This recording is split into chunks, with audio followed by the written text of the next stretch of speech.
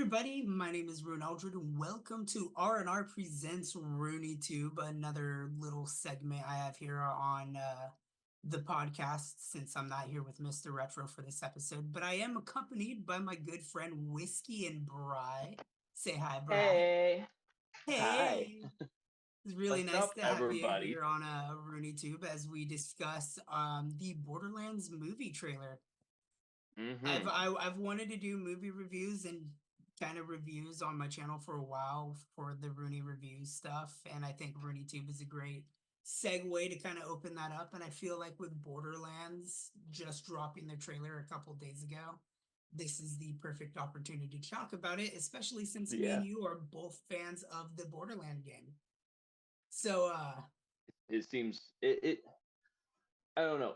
It seems like it's something that should have came a long time ago because they've come out with 4 games now, 5 games now because of Tina's Wonderland. yeah. Uh, I feel like this is something that should have happened a long time ago. I don't know if they were just waiting and figure out how they were gonna make it work doing live action. I feel like they should have done an animated movie or at least a TV series first before they did a live action movie. I think all good things come in time. A very cliche saying there. But I feel like with especially video game adaptations from game to movie, it's very hit and miss. I like Eli Roth as the director. I think he is a Hmm. phenomenal director, and I trust that the movie is going to be phenomenal and probably one of the more better video game adaptations. Right. Um, I know a lot of people, from what I have heard, have complained about the casting, Hmm. which for me personally, I think it's really well casted. It's something I'm gonna touch base on down the road when we start talking about this a little bit more.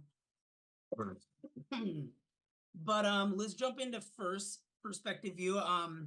For the podcast, for everybody that's listening on all your podcast streaming devices, if you go to the Ryunn Eldred YouTube channel, you can find the vidcast version where you can see our lovely faces. But as we talk about the movie trailer and compare it to the games, I am going to be throwing up references that both WhiskeyNBri and I will be seeing, evaluating, and talking about. So if you want to be in on all that, I highly recommend watching the vidcast version of today's podcast episode. With all that Beautifully being done. said, with all that being said, we'll jump into a small portion of small talk and kind of have a little catch up because me and you have not talked to each other in a while. It has been a while. Both with my hospitalization and with you having a new child, we have been very preoccupied. So with This that year being has said, been a doozy. it has been a very big doozy. But it's really good to see you. I miss you, Dude, buddy. I'm so happy to see your beautiful face, Tim. Same. Dude, you I'm look like, like you look good. You look slim. You look like you've lost a little weight. oh, that's because I was hospitalized for a week and couldn't get out of bed, and I like I, legit did not as eat I or was drink. saying it, I'm like, ooh, it's probably because he was in the hospital. Hey, got his electrolytes though. Hell yeah. Hell yeah. I got my electrolytes, and then I have like legit a plate of just busted pistachio. Pistachio shells. I've I've just never been had a sitting. pistachio. I've just been sitting here munching down on pistachios. Eating nuts. But with that being said, how are you? How have you been? How's having a I'm new good. child? Tired. Definitely feel like we should have spaced out the kids a little more. 2.5 I feel is like 2.5 years is pretty good. I was gonna it's say pretty though, good for my for them when they get brother a little older, maybe. But him going through the terrible twos right now while trying to deal with a newborn has been a little obnoxious. just a challenge. I was gonna say I my mean, he's mom perfectly timed me and my brother 4 years and 4 days apart. no way. Yeah, Because like all me and my siblings are all 7 years apart, which I really. feel like that's a little too far. I feel the I don't same know. way because when you're growing up with siblings, granted, I only grew up with my brother for the first 13 years of my life, Hmm. but like me and my brother having that close age group was really nice as a kid because it was somebody to grow up You with. can relate a little easier Yeah. that way. Me, I didn't really get to spend a lot of time with my sisters, but my one full-blooded sister, we spent, I mean, we were together until she was about 15, and then she moved out. But it was still kind of felt like there was a little bit of a barrier there. Like she would take me to hang out with her high school friends, and I was in elementary school, and she was just like, "Hey, Brian's dumb enough; he'll do this shit." Like she had her friend jump over me on a dirt bike, and I'm just like, "Yeah, this is cool, hell You're yeah." like, yeah. Because I'm like thinking now, I'm like, her friend could have totally fucking killed me. I think like 7 or 8 years old, just like going along with anything my sister said, going out in the woods and doing shit. I'm like, All right. Well, with the small talk out of the way, let's dive into our first Ryunnie review for the Borderlands movie all right. trailer. Sorry for the cough, everybody. Brian, what was your first impression watching the trailer? So first thing I saw was the casting. Kate, I always fuck up her last name. Blanchard. Kate Blanchett, right? Blanchett. Something Seeing like that. her, my wife disagreed because I feel like she's to play Lilith.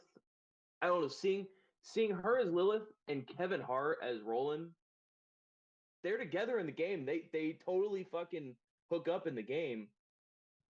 But seeing her and Kevin Hart together, it just does not. I don't know if it's gonna feel right because Kevin Hart in every single. I love Kevin Hart, but Kevin Hart in every single movie is Kevin Hart. He always plays. He's always the same goofy ass, short little black dude, just goofy as fuck in every fucking movie. And I don't know if that fits Roland because Roland's he has little one liners in the game, but he's a little more serious and kind of the leader type. So I just don't know. I hope that Kevin Hart can pull it off, but I don't can't see him as Roland. It just kind of threw me off in the trailer. And then seeing her as Lilith kind of threw me off.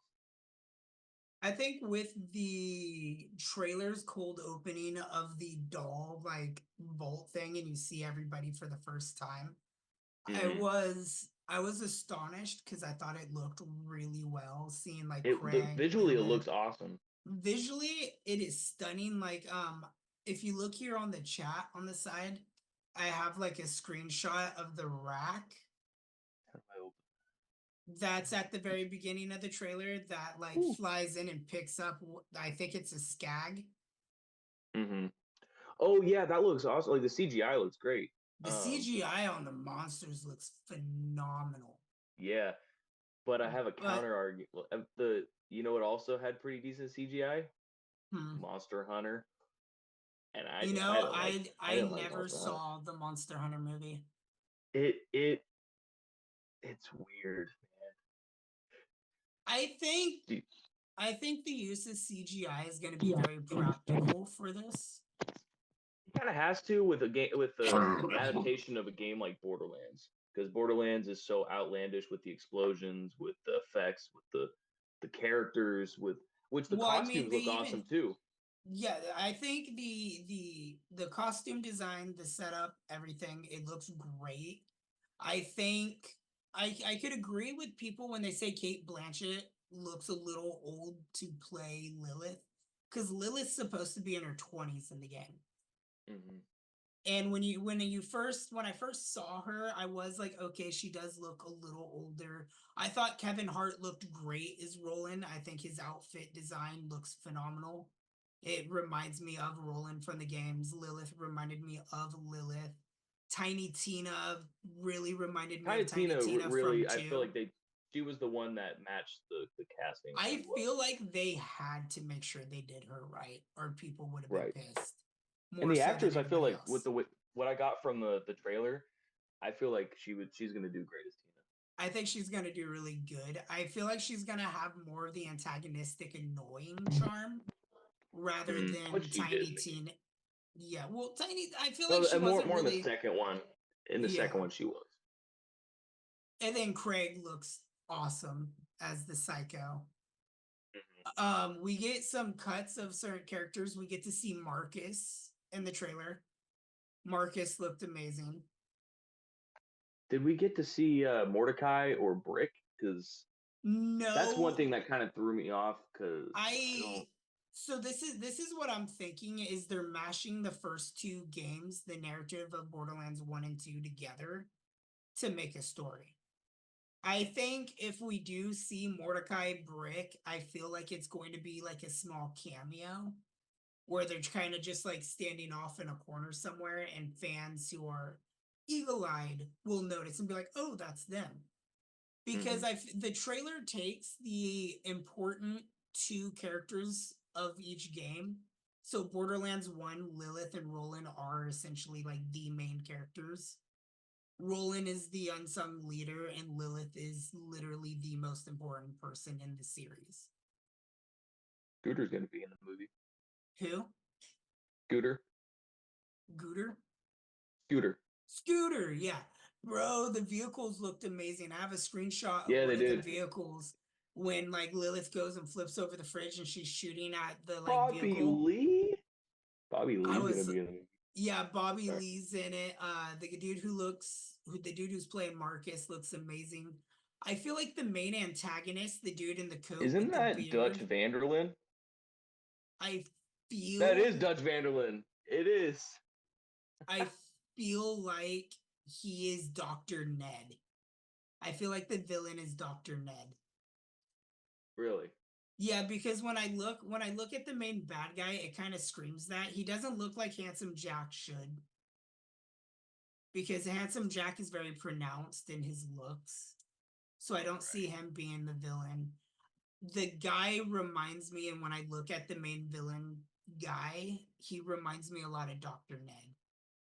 Moxie looked amazing in the trailer as well. That small little clip of Moxie we get. That was cool. But I feel like with the casting, as we were talking earlier, I feel like the casting's really on point. It took me Um, a minute. It took me a minute, like a few times of watching through the trailer to kind of get used to it. But I really, really do like Cate Blanchett as Lilith, especially an older one. Because let's say it's not will she following. be able to pull off the action? I mean, Dude, even just judging by the trailer and seeing like her gunslinging abilities and all that, it looks really good. I guess they could pull it off because she's oh shit, oh shit, because Brian just she, goes whap whap. she mostly uses magic, so they could just mostly use that for her. But I feel like they're can gonna. Kevin Hart, how much gunplay is Kevin Hart gonna get? I feel like he's gonna be very assault focused. I feel like this is gonna be one of his more serious roles.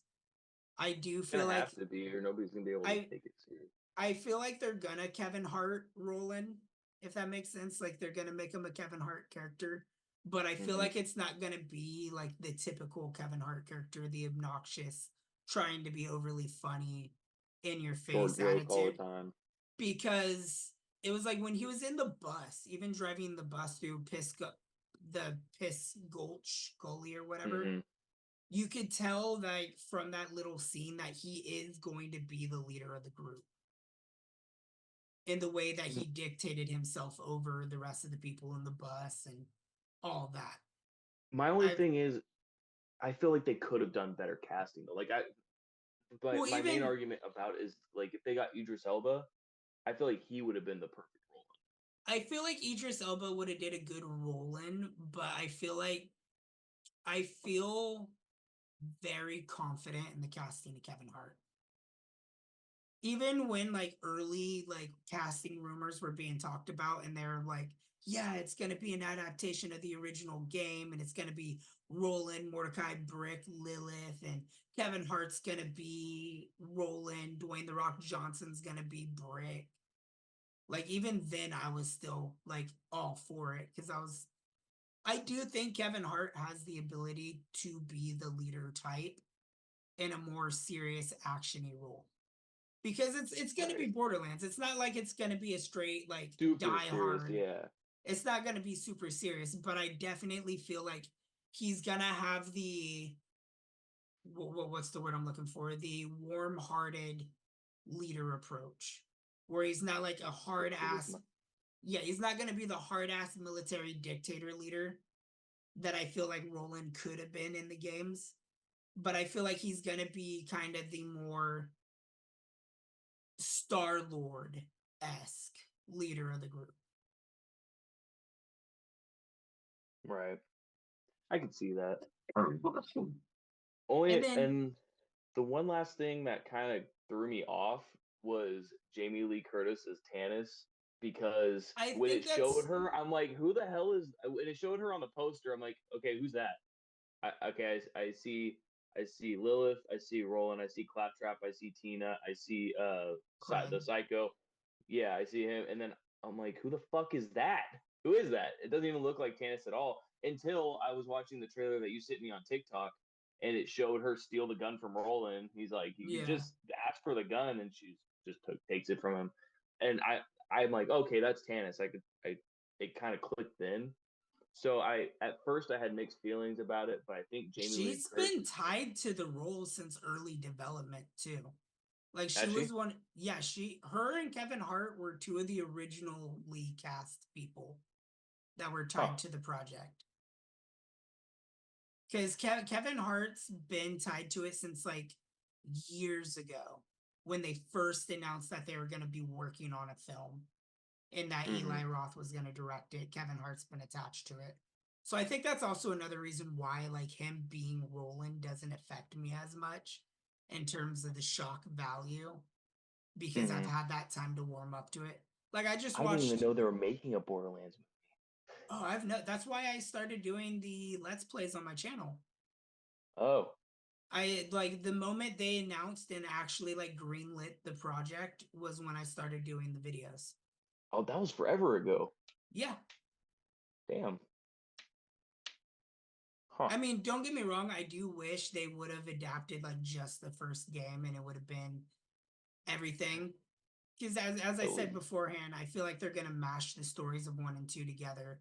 We're getting Roland and Lilith from the first game. We're getting Tiny Tina and Craig, which were the 2 fan favorites of the second game. Which kind of does it dishonest because it really discredits the value of all the other characters from 2. When you think about like their role in the universe. Which I don't think Zero or any of them ever get brought up whatsoever in the story again after 2. I don't think so. I literally I don't think any of them do. Because most characters in the game return for other games.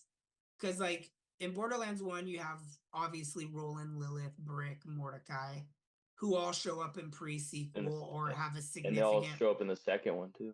Yeah, they all have a significant role in 2. In pre-sequel, they bring back Athena, who was a side character in the first game that you get to play as.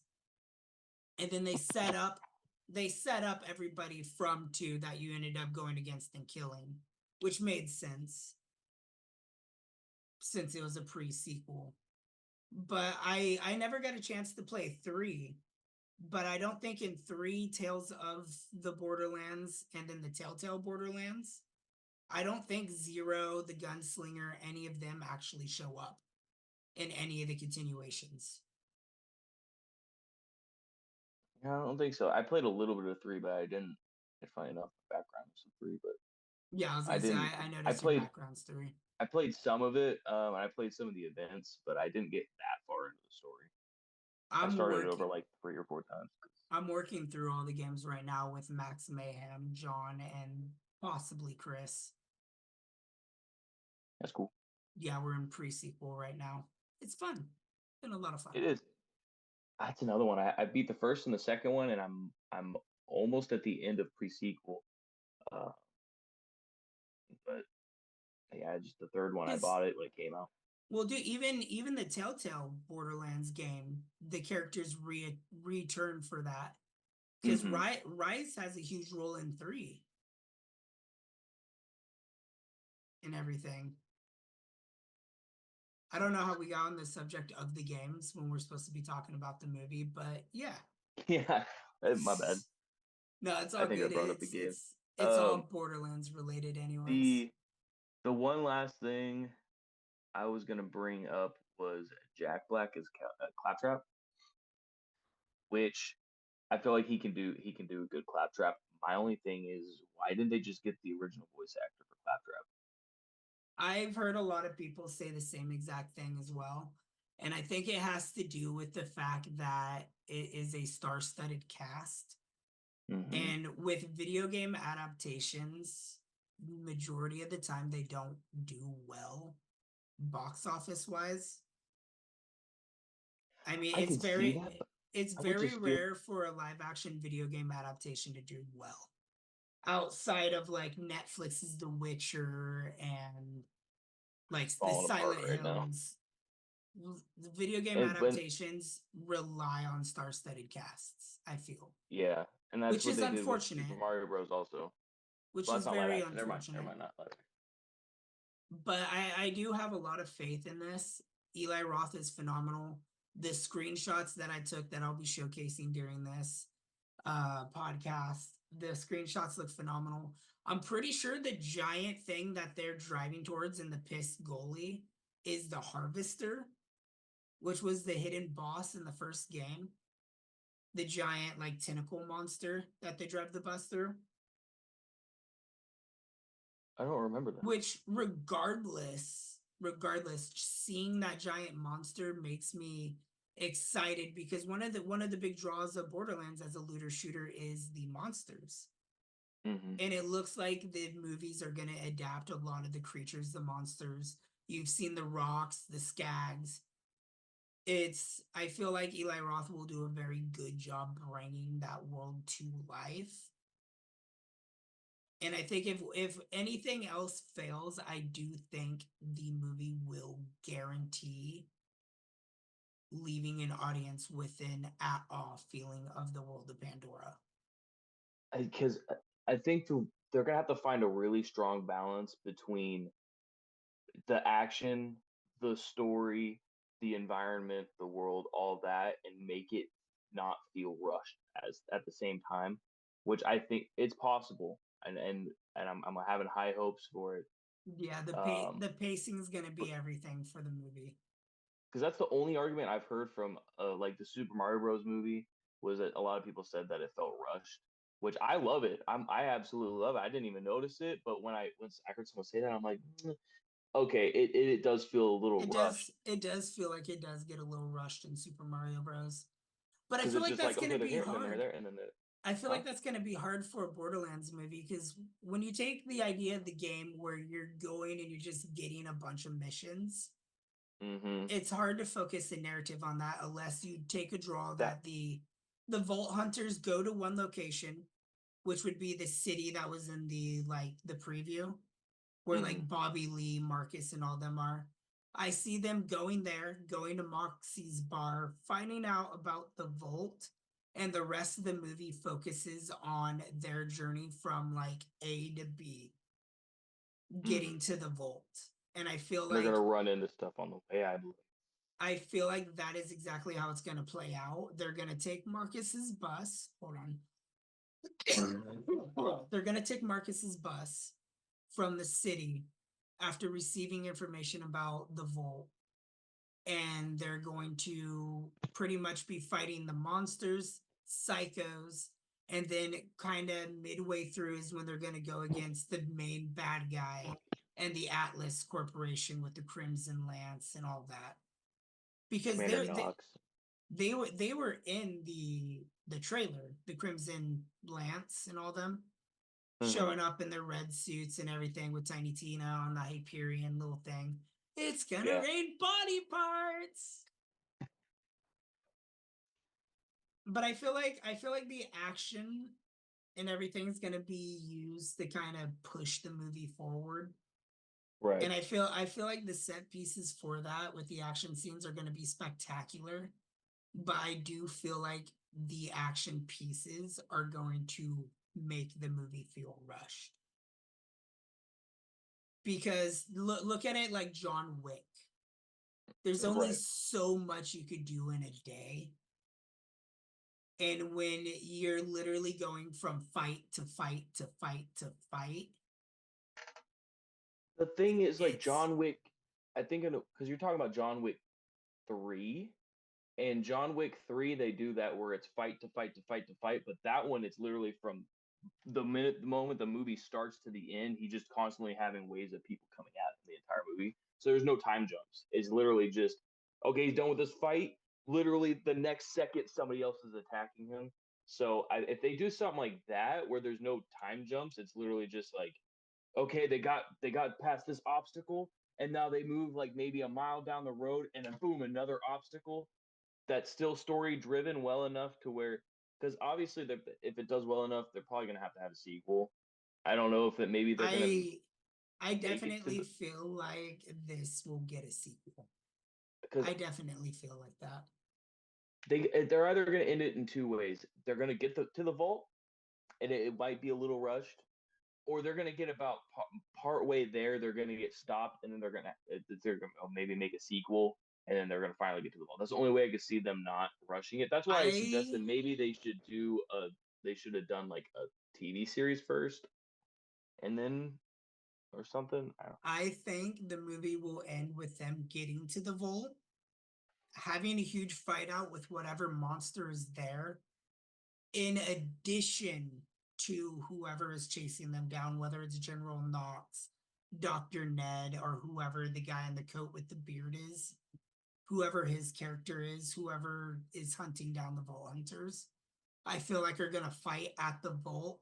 When everything's settled and done, I feel like there will be a post-credit scene that will hint at a sequel with like maybe Handsome Jack showing up and claiming the victory as the one who orchestrated it.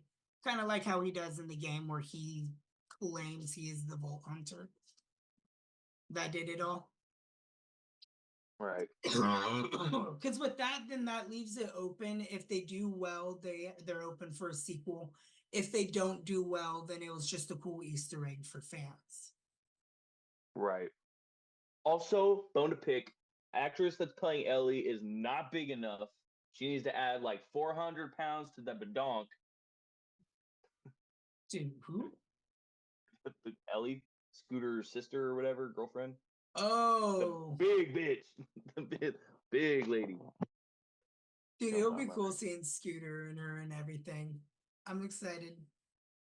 Now, the girl that's playing her, she looks gorgeous. I'm just saying she's a little on the plus size. I'm just saying she's not big enough to play Ellie. We need a big girl. We need like one of the 600 plus pound sisters playing her. My 600-pound life. Be like, hey, before you lose all this weight, would you like to star in a movie? Before you put that band on your belly. But yeah, so I feel like we're both kind of very decided on how we feel about the movie trailer. I think we're both kind of in agreement that our first impression was a little wary, but we're both kind of faithful. I'm gonna be hopeful. I'm gonna hopeful. be hopeful that and I think that they could do it. I'm just Mortal Kombat has kind of because I was very confident that I was gonna love Mortal Kombat. Did you not like Mortal Kombat? I didn't. I loved Mortal Kombat. I did. There was the action was cool, like the 5 minutes of action that there was in the movie. But I did not like that they only have their powers if they're on the sacred land. No, they have to. They have their powers elsewhere. They have to achieve their arcana. Is that how it worked? Yeah, I thought that they had that when they got to that sacred area where they were gonna fight, and then suddenly the main character doesn't get his arcana until his family is attacked by Goro at his house. Oh, that's true. That I do. Yeah, that makes that's yeah. You get your powers by unlocking your arcana, which is pretty much your cheat. Is that how? Dude, I watched it once and it did not win me over when I watched it. Watch it again. Watch it again with an open perspective. I think what caught me off guard was the main character. I'm like, who the fuck is this guy? Why isn't it Liu Kang? And then 12-year-old boy Liu Kang showed up. I'm like, who the fuck is this guy? Oh, that's Liu Kang. He looks like a little girl. I honestly like it better when movies do it that way and they create a character that exists in the world. I used to hate that, especially when it came to like Resident Evil. But I think Mortal Kombat does it well in the terms of giving us a character to focus on outside of making us want to decide who we like from the main cast. Because it was like with Hanzo Hisashi and Bihan and the fights that they had, it was set up beautifully. Yeah, those were And then making the main character the ancestor of Scorpion, of Hanzo Hisashi, beautiful. It played beautifully into the story. But that's a different movie. That's a different review for a different day. I was just saying that movie kind of killed my hopes for live action adaptations of video games. I'm very hopeful on it. I've wanted to do a Drinking Corner podcast on video game adaptations, and talking with you really reignites that one, because I've always wanted to jump into film, and I feel like I would do great as a director for video game adaptations. Because it's like, I feel like if you make a video game based movie, you can't do it for the money, you do it for the fans. Do it for the love of the game. Which I agree with. My point here is there are a lot of fingers that go in that pot. Yeah. There is writers, producers, people that don't really care. They just want the money making the product. So the director has a very big part to play in it, but there are people that are actually above the director that can actually just mess with the what goes on with the movie. It also depends on you. But that's the only thing, is just there's so many hands in the pot. There might be some people in there that don't care. That's some issues with some video games nowadays. There's people that don't have the passion for the game. They're just like, here's a project, make it, and they're like, all right. And that's why I think the video game director, like a really good example of this is HBO's The Last of Us. I think having Neil Druckmann a part of the process of actually making the show was a wonderful idea, because it allowed the world of the game to be there for the influence of the show, and it really shined through. And he was actually able to help make ideas to make it more realistic too, like the whole thing with instead of spores, that it's more of a network of fungi. Yeah, I thought that was a really cool change. When they change stuff like that, I think is cool. Sometimes when they make changes that aren't truthful to what the source material, I don't like it. And that's what I'm afraid they might do with Borderlands, but that's just a fear with any video game live action. I think when it comes to Borderlands, to keep it on the topic of Borderlands, I feel like when it comes to it, there is a lot of wiggle room for what could be done. Right. And even outside of the main story, just telling a story with Roland, Lilith, Tiny Tina, Craig, Tannis, I feel like there's a lot that could be said for them outside of the events of the game. Because you could look at this whole adventure as like a whole side story, finding another Vol, etc.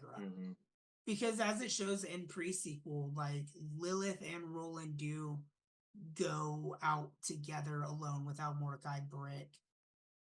So it is very believable that they banded together with Tiny Tina and Craig. All characters that exist in the universe. Was there a timeline between the first game and the second game, or I guess the first game and pre-sequel, that the Iridium wasn't everywhere? Because that would make sense, because if they're like, oh shit, there's nothing in this vault that we want, let's move on. Oh, we heard this other one's here. But wasn't it like after the first game, Iridium just immediately just took over Pandora? Yes, because of opening the vault. Maybe it could be like a prequel, like they knew each other before the series of anyway, I'm sure they can make it work. I feel like it doesn't have to be grounded in the game's universe. Because it doesn't have to be canon to the game. It could be like a totally different entity. It like kind of like MCU is totally different from the comic books.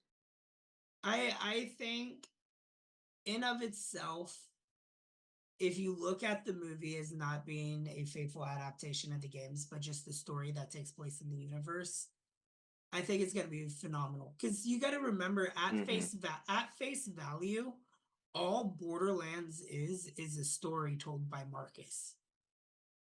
That's true. The events that actually transpire in the game could be fabricated. Mm-hmm. Because all Borderlands is a story told by Marcus.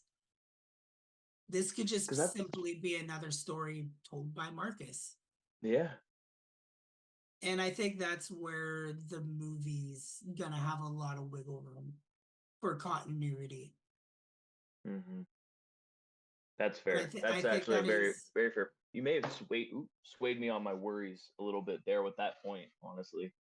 I think I like using that reference right there just kind of swayed my own opinion too. And because I never thought about it until I said it too. I feel like a lot of people's hangups that talk shit about live action adaptations, and my own hangup too, is the not thinking that it's just it's not canon. The only one that I make an exception towards is The Witcher, because I see it as a prequel of the games. But I feel like that's a lot of people's hangups on why live action adaptations get such bad reps. People take it where this is canon to the game. I feel like the same way because I am guilty of that, especially when it came to like Resident Evil. With live action adaptations, I want to see the game story in live action. Mm-hmm. That's where my mind goes when I first think of live action adaptations. And I feel like that was evident in like Welcome to Raccoon City with Resident Evil, where it did tell the story of the first two games loosely. But I feel like that also helped open my eyes for events with like the Netflix Resident Evil show and stuff like that. I feel like people need to be okay with the idea of stories existing with pre-existing characters in an alternate universe. So regardless if the Borderlands movie is just another tale by Marcus or not, I think people need, when they go to the theaters, because I'm going to be one of the people that go to the theaters to see the movie. Mm-hmm. I feel like you need to go into it with the expectation that you are here to see a Borderlands story. You're not seeing the Borderlands story that you are used to. You are seeing a story that takes place in a universe within Borderlands. Amen, brother. Actually, that was a really, really good point. Damn. So in my own expectations, I think the movie's going to do well. Again, with a star-studded cast as they have, within a phenomenal director as Eli Roth, I see very little going wrong with the movie. And I think that it is going to be spectacular and phenomenal to see. It is going to be astonishing with the visuals, the CGI, and everything that just goes into it. I'm excited. I agree. It's one of the movies I'm more anticipating for the year. Honestly, I might have to I'll talk to my wife about it, because Stephanie, she was like, no, I think it looks really good. And I was sitting there, fanboy hating on the trailer, like, man, this looks stupid. Look at Lilith. Don't get me wrong. I did the same thing too. When I saw Cate Blanchett as Lilith, my very first thought was she's a little old to be playing this role. Yeah. And then it was like, I watched the trailer a second time. I watched the trailer a third time, a fourth time. I started watching TikToks on it. And the more and more I saw her as the character, the more and more I was like, you know what? She does portray a good Lilith. Mm-hmm. I was like, she portrays an older, probably a wiser Lilith. One that's already more accustomed to her power. Yep. I think it's I really want to see. I really want to see how they're gonna work Roland's turret into. Kevin Hart busting out this big ass turret, throwing off his back. I won't lie. I will laugh so hard if there's like a scene of him struggling to pull out this like giant thing. Now that you say it, it's definitely gonna be in the movie. It's gonna be as big as him trying to throw it off himself. And even then, if they don't use the special abilities each character has, I'm okay with that too. Yeah, because his whole thing was that he's a soldier, He's a He just- soldier. As long as he fights adequately with weapons, I'm happy. Right. With Lilith, as long as it shows her do some type of mythical ability, I'm happy. Tiny Tina, as Some long as it siren, shows her something. do some weird song and dance and type thing and I talk think about chocolate chip cookies and old English fonts, I'm happy. Mordecai was my boy though in the first game, so that's Mordecai why was mine I was too. really wondering why they didn't have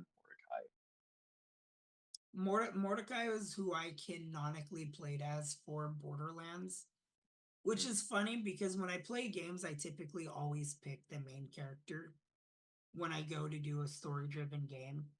But it was like Matt played Lilith, and I didn't feel like being Roland. I wanted to be Mordecai. I wanted to be the sniper.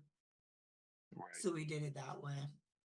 But it's like even with pre-sequel, I'm playing as Athena right now, the gladiator. Athena's fun though. I like Athena.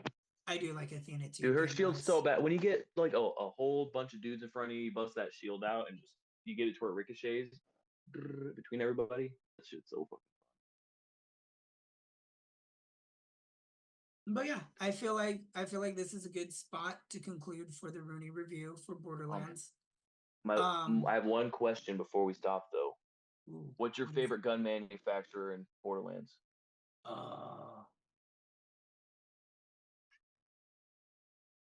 Right now it's having that little meme of all the like scientifically numbers flying past my head.